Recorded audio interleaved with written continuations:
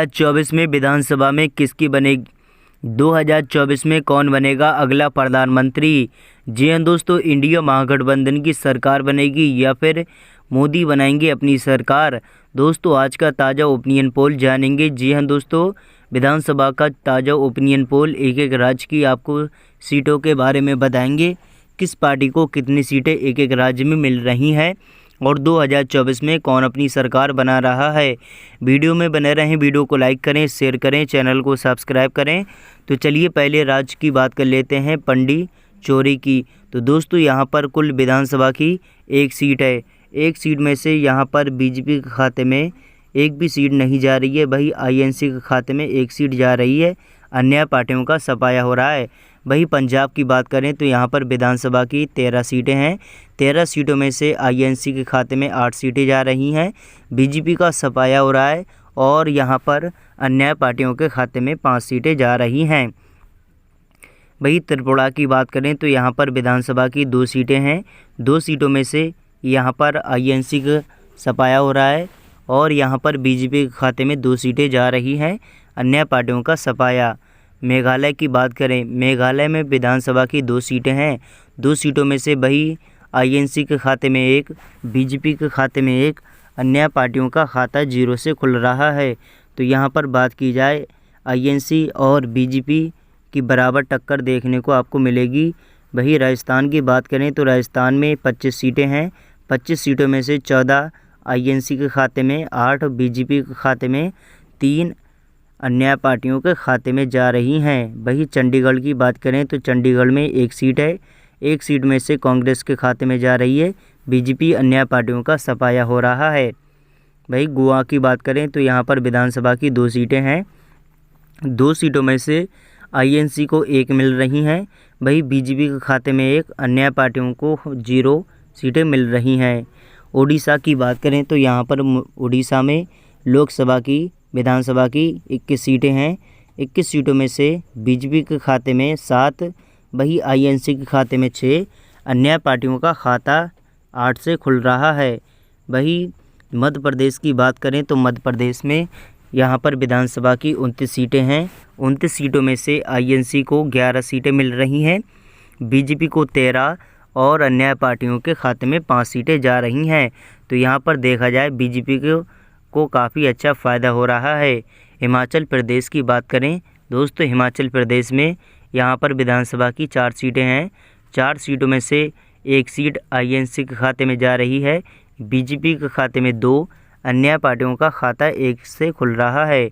वही बात करें पश्चिम बंगाल की तो यहाँ पर 42 सीटें हैं।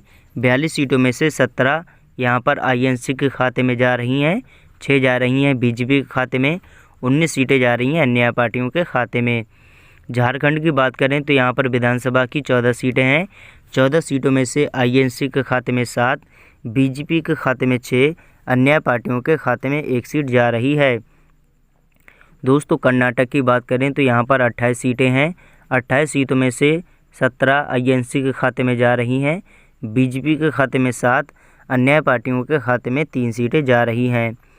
वही बात करें पंजाब की, पंजाब में 13 सीटें हैं। 13 सीटों में से 8 आईएनसी के खाते में और बीजेपी का यहाँ पर सफाया हो रहा है, 5 सीटें अन्य पार्टियों के खाते में जा रही हैं। दिल्ली की बात करें तो यहाँ पर विधानसभा की 7 सीटें हैं। 7 सीटों में से आईएनसी के खाते में 2, अन्य पार्टियों के खाते में 3 और बीजेपी के खाते में 2 सीटें जा रही हैं। वही लक्षद्वीप की बात करें तो यहाँ पर विधानसभा की 1 सीट है।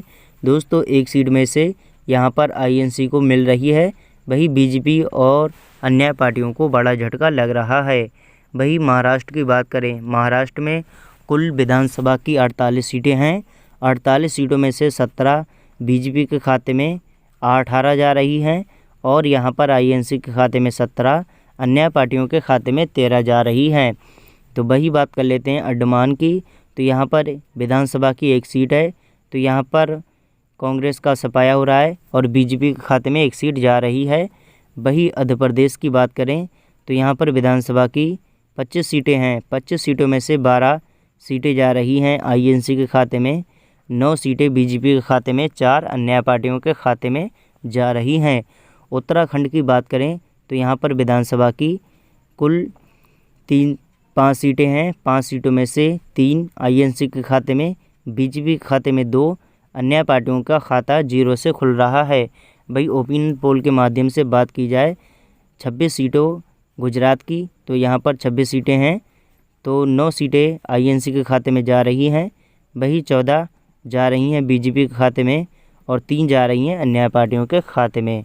वही बात की जाए तमिलनाडु की, तमिलनाडु में 39 सीटें हैं विधानसभा की, 27 सीटें बीजेपी के खाते में नहीं बल्कि 12 बीजेपी के खाते में जा रही हैं, 27 जा रही हैं यहाँ पर कांग्रेस के खाते में, 2 अन्य पार्टियों के खाते में।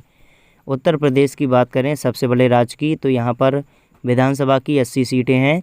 80 सीटों में से यहाँ पर बीजेपी के खाते में 48 और यहाँ पर कांग्रेस के खाते में 20, अन्य पार्टियों का खाता 12 से खुल रहा है। जी हाँ, छत्तीसगढ़ की बात करें, छत्तीसगढ़ में कुल विधानसभा की 11 सीटें हैं। 11 सीटों में से 4 आईएनसी के खाते में, 7 बीजेपी के खाते में, अन्य पार्टियों का 0 से खाता खुल रहा है। भाई बात करें ददर नगर की, तो यहाँ पर विधानसभा की 1 सीट है, आईएनसी के खाते में 1 और अन्य पार्टियों के खाते में 0-0 जा रही हैं। तो दोस्तों ये रहा विधानसभा का 543 का ओपिनियन पोल। जी हाँ, तो दोस्तों वीडियो को लाइक करें, शेयर करें, चैनल को सब्सक्राइब करें। धन्यवाद।